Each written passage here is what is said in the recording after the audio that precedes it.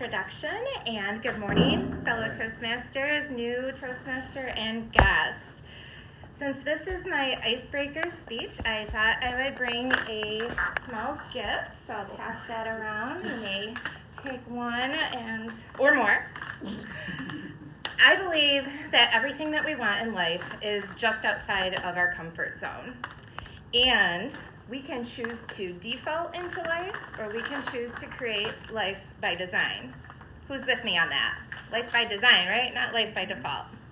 Well, I do. I choose to live my life by design, and that's one of the reasons why I'm here and that I joined Toastmasters.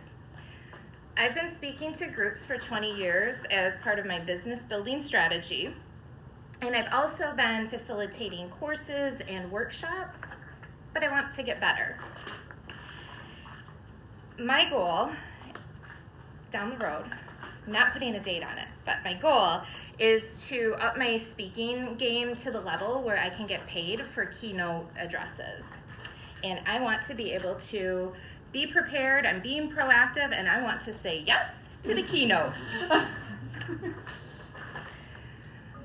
Life by design is proactive, it's intentional, it's a way of living that starts with our mindset.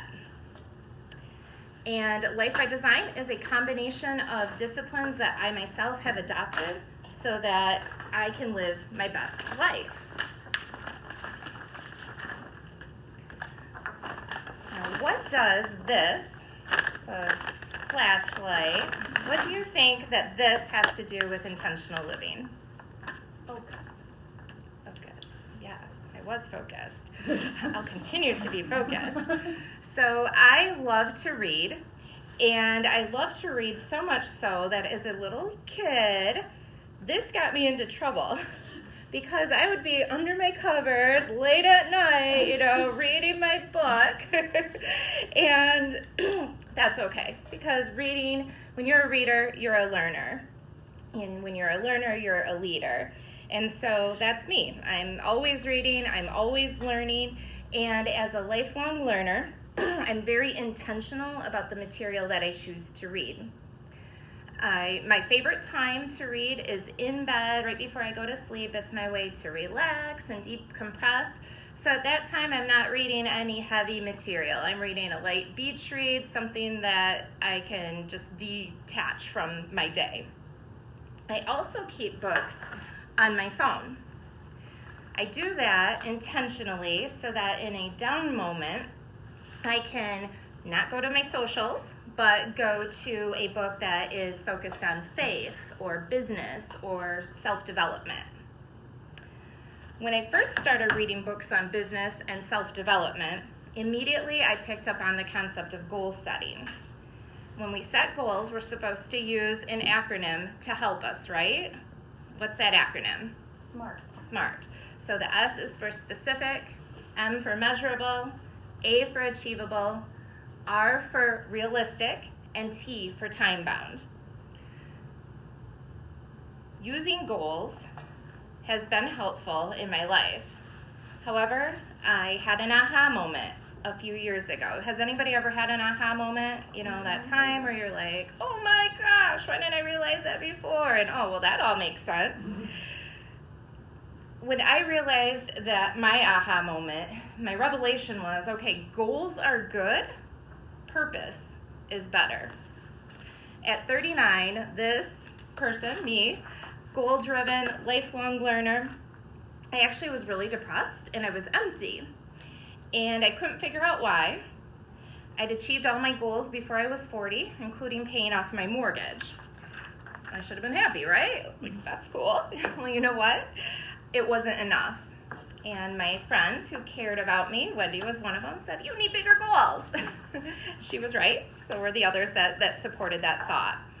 So my goal at that point became the pursuit of discovering my why or my passion. And guess what was revealed to me in that process? I realized that my passion didn't have to be some elaborate mission. It didn't have to be a vision or a purpose statement. And with that, because I'm in the advice and service business, it was a huge relief. What I discovered is that I love helping others, so I can keep it simple. I keep pursuing my purpose, I keep pursuing my goals, and my goals are in place to support my purpose of helping others. And once I realized I didn't need a new career, I became intentional about getting the right coaches and mentors in place. And those coaches and mentors were people who would help me better serve my clients, my friends, and my family. Do you know the common piece of advice that I receive from coaches, mentors, books, and podcasts? Position yourself as the expert in your field. I'm like, okay, well that's great, but I'm a little insecure and I don't really know how to do that. So they told me, start public speaking and get a book. Write a book. So in July of 2018, my first book was published. So I've got that. And today I'm here as a young Toastmaster honing my public speaking skills. I realize that I have a responsibility to help those who want help, who want clarity, and who want to create their life by design. If I don't get out of my comfort zone, I'm actually hurting people and I'm going against my purpose. So I feel very passionate that I have to do what I can do and I can push myself further.